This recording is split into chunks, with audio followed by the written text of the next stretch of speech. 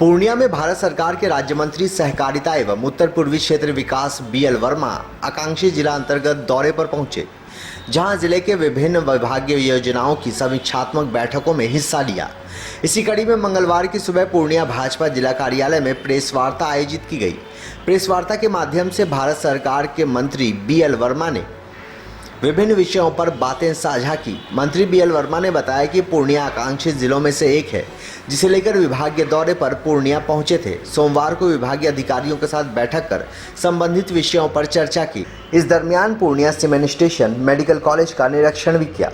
पूर्णिया में चल रहे आकांक्षी योजनाओं के अंतर्गत हो रहे कामों की समीक्षा की। समीक्षा में जिन जिन विषयों में सुधार की आवश्यकता है, उन्हें बेहतर करने की ओर कार्य किया जाएगा, जबकि जिले के विकास के लिए आवश्यक योजनाएं लाई जाएंगी। सुनिए प्रेस वार्ता के मुख्यांश।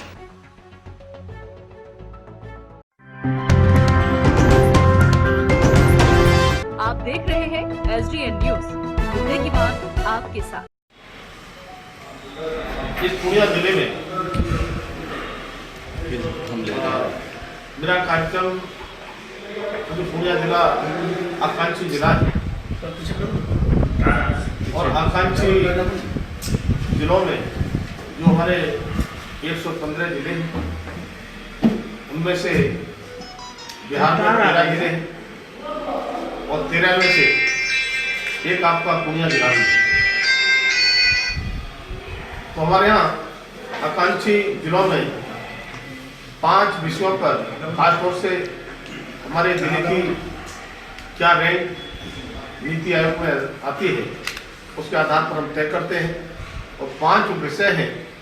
नंबर 1 स्वास्थ्य और पोषण, दूसरा शिक्षा, तीसरा कृषि और जल संसाधन, चौथा वित्तीय समावेशन और कौशल विकास और 5वां बुनियादी ढांचे। तब मैं कह सकता हूँ यहाँ के जिला प्रशासन के सहयोग से, हमारे बिहार की सरकार और केंद्र सरकार के सहयोग से हमने पूर्णिया जिले में अपने उस रैंक को अच्छा करने का काम किया। लगातार कल सारे प्रशासनिक अधिकारियों के साथ बैठ कर के बिंदुवार मेरी चर्चा हुई और बिंदुवार चर्चा में हम कह सकते हैं कि पूर्णिया जिले में जो विकास की गति है और विशेष तौर पर इन 5 विषयों पर वो एकदम ठीक और अच्छी है और आने वाले समय में हमारी रैंक और अच्छी होगी। इसमें हम जो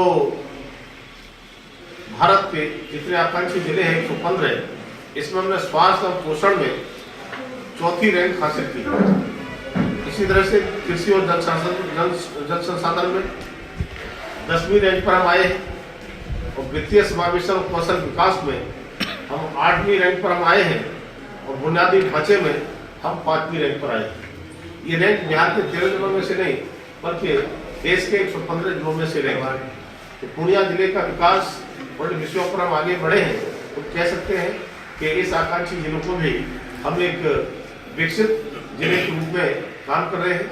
और माननीय प्रधानमंत्री मोदी जी लगातार एक जिले की चिंता करते हैं, खासतौर से जो जिले पिछड़े हैं, आकांक्षी हैं या गरीबों के लिए जिस तरह से उन्होंने काम किया है, मैं कह सकता हूँ ये क्रांतिकारी काम किए हैं।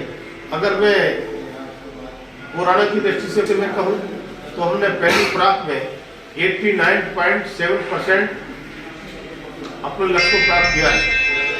दूसरे खुराक की बात हम करें तो 92.7% हम पूरा किए हैं और हम तीसरे टीके की बात करें तो 56.1% यानी 56.1% हमने इस लक्ष्य को पूरा किया है। हमारे हेल्थ एंड वेलनेस सेंटर जो 148 होने थे, उनमें हमने 134 सेंटर खोलने का काम किया है। हमने पोषण अभियान के तहत भी जो वर्ष मार्च माह में किया जाता है, उसमें हमने पहला स्थान प्राप्त किया है। इसी तरह से पोस्टर ट्रैकर एप्लीकेशन में भी हम आगे बढ़े हैं। हमने पूर्णिया जिले में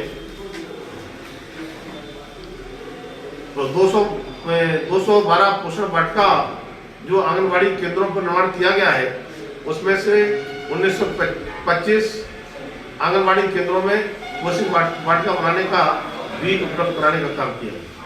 हमने इसी तरह से भिन्न भिन्न चीजों में हम देखेंगे तो कृषि किसान सम्मान निधि के अंतर्गत भी हमने 2,12,123 लोगों के लिए किसान सम्मान निधि देने का काम किया है। इसी प्रकार से हमारे पूर्णिया जिले में आयुष्मान भारत योजना के अंतर्गत जो आच्छादित परिवार की संख्या 89,274 और कुल आच्छादित संख्या 1,61,000, इसको हमने यहाँ तक पहुँचे हैं। मनरेगा में भी हमने अभी निजी भूमि पर पशु शेड 8,701, बकरी घर 573, मुर्गी घर 45, ग्रामीण हाट 2, वर्मी कंपोस्ट और वृक्षारोपण 4,525 यूनिट का कार्य किया है, जिसमें गरीब परिवारों के लिए काफी इसका लाभ रहा है। अब मैं कहना चाहता हूँ कि माननीय प्रधानमंत्री मोदी के नेतृत्व में हम पूरे देश का विकास बड़ी तेजी के साथ कर रहे हैं और माननीय प्रधानमंत्री ने कहा था कि मेरी सरकार गरीबों के लिए समर्पित है। जिस तरह से आज लगभग 44 जनधन खाते खुलवाए गए हैं, उन जनधन खातों के माध्यम से हमने लगभग डीबीटी कहे हम इसको, जितने भी केंद्र सरकार की हमारी कल्याणकारी योजनाएं हैं उनको सीधा के सीधा लाभ बिना किसी भेदभाव को पहुंचाने का काम करते हैं। चाहे गरीबों के आवास हो, शौचालय हो, किसान सम्मान निधि हो। पहले की सरकारों में कभी स्वर्गीय राजीव गांधी कहते थे कि हम दिल्ली से 1 रुपया भेजते हैं, विकास के अंतिम छोर पर पहुंचते पहुंचते 15 पैसा रह जाता है। लेकिन माननीय प्रधानमंत्री मोदी जी की दृढ़ इच्छा शक्ति के कारण हम कह सकते हैं कि दिल्ली से अगर 1 रुपया भेजते हैं तो 100 के 100 पैसे नीचे पहुंचते हैं। और चाहे वो किसान सम्मान निधि हो या अन्य योजनाएं, अगर किसान सम्मान निधि का उदाहरण दूं तो एक भी एग्जाम्पल आपको नहीं मिलेगी तो 2000 की जगह किसी के खाते में 1995 में आया। तब हम कह सकते हैं कि हम ईमानदारी से जो हमारे प्रधानमंत्री का स्लोगन है कि सबका साथ, सबका विकास, सबका विश्वास, सबका प्रयास, उसको हम चरितार्थ करने का काम करते हैं। तो मेरे लिए भारत सरकार की ओर से इस आकांक्षी जिले के लिए कैसे इसकी रैंक अच्छी हो, कैसे विकास में तेजी से बढ़े, यहाँ पर मुझे भेजा गया है। कल दोपहर से लगातार मेरे कार्यक्रम चल रहे हैं। सीमेंट सेंटर का कल निरीक्षण किया, उसके बाद हॉस्पिटल का निरीक्षण किया, उसके बाद सारे अधिकारियों के साथ में हमने विकास की समीक्षा की है, एक हुआ की है। लगातार अभी भाजपा के कार्यकर्ताओं से भी हमने आग्रह किया है कि इस जिले के विकास के लिए हम भी सहयोग करें। तो प्रदेश की और केंद्र की सरकार मिलकर के हम इस जिले के विकास के लिए कटिबद्ध हैं और पूरी तरह से हम आगे बढ़ाने के लिए करें। और इसकी जो रिपोर्ट होगी माननीय प्रधानमंत्री के लिए भेजेंगे। 27 अप्रैल को मंत्रिपरिषद की बैठक में संभवतः इस पर माननीय प्रधानमंत्री चर्चा करेंगे। और केवल मेरा मंत्रालय तो नॉर्थ ईस्ट डेवलपमेंट और साथ में सहकारिता है, ये सहकारिता मंत्रालय के साथ साथ हम अन्य जो मंत्रालय है उनसे भी प्रयास करके इसको करने का काम करेंगे। और सहकारिता मंत्रालय के माध्यम से मैंने चर्चा की है हम क्या क्या भूमिका कर सकते हैं, उसी लिए आगे बढ़ाने का काम करेंगे। धन्यवाद। अब तक संभावना है कि यहाँ पर सत्र की शुरुआत पिछले वर्ष ही होनी थी, लेकिन किस सेशन से यहाँ पर शुरू? कल मेरी चर्चा हुई है, तेजी से काम करना है। लेकिन मैंने सर्वेक्षण किया तो चाहे शिशु खाई हो कोई मैंने देखा है, चाहे जहाँ पर डिलीवरी होती है कोई मैंने देखा है, और काफ़ी प्रगति है। और मैं कह सकता हूँ इसकी चर्चा हम बैठ कर के माननीय मंत्री जी जो हमारे हैं उनसे बात करेंगे। और जल्दी से जल्दी मैं आया हूँ, इसी काम के लिए आया हूँ। मेरा काम मॉनिटरिंग करने का है, मॉनिटरिंग करके कैसे हम तेजी से काम बनाएंगे, प्रयास रहेगा जल्दी से हमारे पास।